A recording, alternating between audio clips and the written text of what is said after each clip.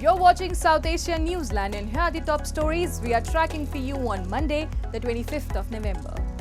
Uproar over Adani case cuts short first day of Parliament winter session. Pakistan strikes 7-day ceasefire deal between warring sectarian groups. And Bangladesh swears in new election commission amid political transition.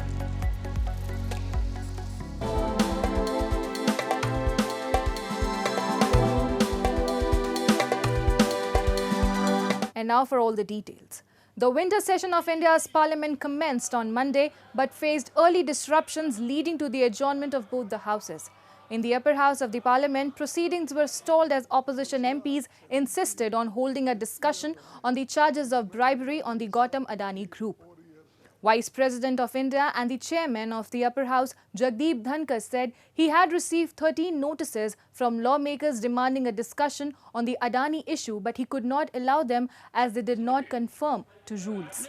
The BJP-led centre, which is upbeat following the Mahayuti Alliance's great show in Maharashtra, will be looking to push through a Waqf amendment bill, which is under the consideration of a joint committee of parliament.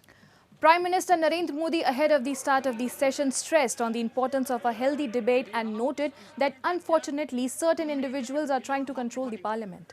The winter session will conclude on December 20th, having a total of 25 days since its commencement today. मैं आशा करता हूं कि ये सत्र बहुत ही परिणामकारी हो। आज जो सदन अडजर्न हुआ, इसकी वजह क्या थी मुझे तो मालूम नहीं था। हमने तो 267 के तहत अदानी का मुद्दा उठाया था। अदानी समूह पर करप्शन, ब्राइबरी और फाइनेंशियल इरेगुलरिटीज के गंभीर आरोप है। उसके बारे में हम सदन के सामने रखना चाहते थे और 2030 करोड़ के नज़दीक रिश्वत दी गई। जनता के पैसे का इस्तेमाल रिश्वत के लिए दिया गया।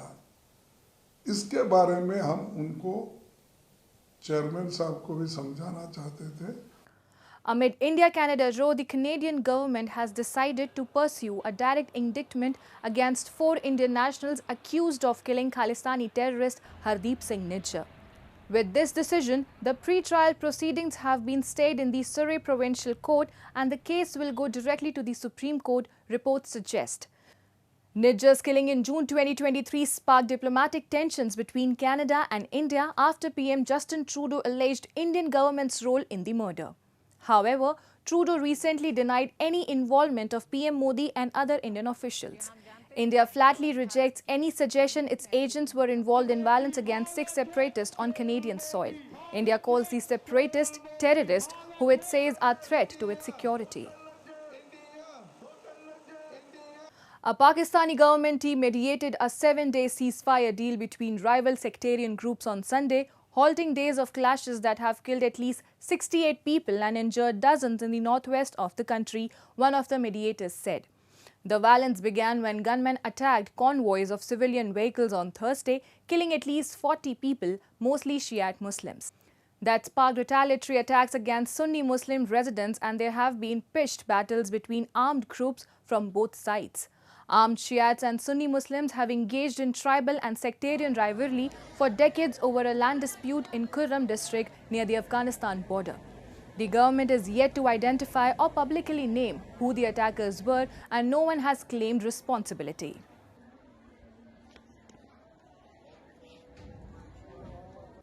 Moving on. PoJK continues to face a severe ecological crisis as rampant deforestation, fueled by timber mafias and corrupt officials, threatens the region's delicate ecosystem. A report. Pakistan-occupied Jammu and Kashmir is grappling with a severe ecological crisis, primarily driven by rampant deforestation by timber mafias, according to locals, who claim are operating under the watchful eyes of government officials. The authorities recently imposed a so-called ban on deforestation, but residents say The real problem lies in the lack of effective enforcement and the pervasive corruption. The consequences of this environmental degradation are far-reaching, affecting everything from water resources to public health. यहाँ बीमारियाँ फैल रही हैं, पानी के चश्मे जो natural होते थे वो चौक हो रहे हैं और उसके साथ साथ जो है ना जी वो बीमारियाँ बिल्कुल हार्ट अटैक जो है वो यहाँ आम बीमारी हो गई है नौजवान। इन लोगों का काम है जंगलात को तहफ़्फ़ुज़ देना, लेकिन यही लोग इन्वॉल्व हैं। इनकी मर्जी और मंशा के मुताबिक जो है ना जी वो वहाँ से जंगल से लकड़ियाँ स्मगल हो रही है। आवाम का शोर होता है तो आम गाड़ियों में नहीं है, बल्कि वो ये करते हैं कि सरकारी गाड़ियों में स्मगल करते हैं। Activists have long condemned Pakistan's destructive policies in PoJK. Experts say without urgent intervention, the region's future remains bleak, threatened by both energy shortages and environmental degradation. Bangladesh's newly appointed Chief Election Commissioner AMM Nasir Uddin and 4 other commissioners were sworn in on Sunday, nearly 3 months after the previous commission resigned following the ouster of former PM Sheikh Hasina's government. The swearing-in ceremony marks a significant step since the toppling of the Awami League regime by a student-led uprising and the subsequent formation of interim government led by Muhammad Yunus. The poll body was installed as political parties including ex-Premier Khaleda Zia's Bangladesh Nationalist Party have been asking for weeks for staging elections. Yunus on November 17 said his government would issue an election roadmap as soon as decisions on electoral reforms were made.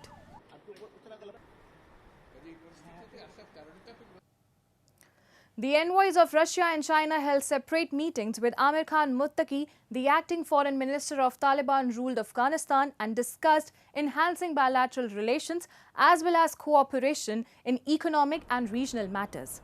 A Taliban spokesperson in a statement on social media said China's Yu Xiangyong emphasized the importance of Muttaqi's participation in future meetings of foreign ministers from neighboring countries.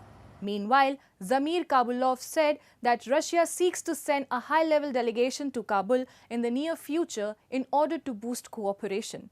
Although China and Russia do not officially recognize the Taliban government, they have established diplomatic ties as Afghanistan remains a focal point for geopolitical tensions. That's all in tonight's edition. We will see you same time tomorrow. Good night.